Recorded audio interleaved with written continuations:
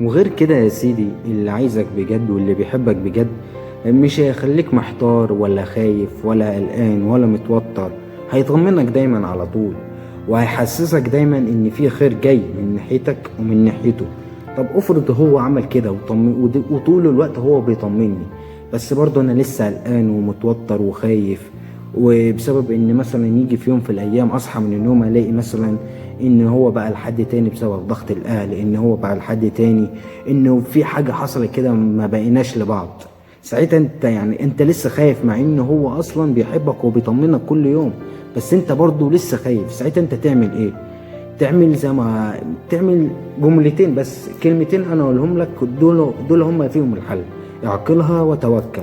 يعني بمعنى صح تتوكل على ربنا، تقول له يا رب انا حبيتها وعاوزها واسعى للطريق ليها، بس يا رب كرمني بيها وخليها زوجتي الصالحة في المستقبل. وتبدأ تسعى في الطريق ده. طول ما انت بتسعى في الطريق ده حاول بانك انت باكبر قدر ممكن بانك انت تتقي ربنا، علشان ربنا يرزقك بيها ويرزقك بالحياة اللي انت بتحلم بيها. ودايما قول لنفسك ان ربنا ما بيضيعش تعب حد.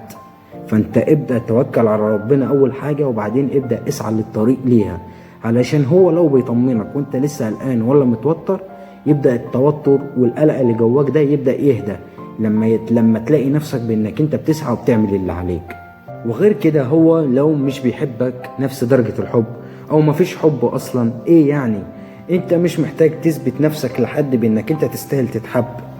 انت هتتحب والبنات هتجري وراك، بس بشرط لما انت تبدأ تركز على نفسك وتطور نفسك.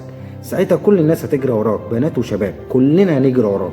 لما تبدأ تركز على نفسك، تبدأ تاخد خطوات للنجاح، تبدأ تركز على نفسك وتطور من نفسك. ويعني وقول لنفسك دايما بان انا استاهل اتحب، حتى لو كانت فيا عيوب. ولو انت لقيت حد بيحبك من العيوب اللي موجوده عندك وبعد كده طلب منك بانك انت تصلح العيوب اللي موجوده عندك، مفيش فيها مشكله، ولازم تاخد خطوه من النهارده بانك انت تصلح العيوب دي. ليه؟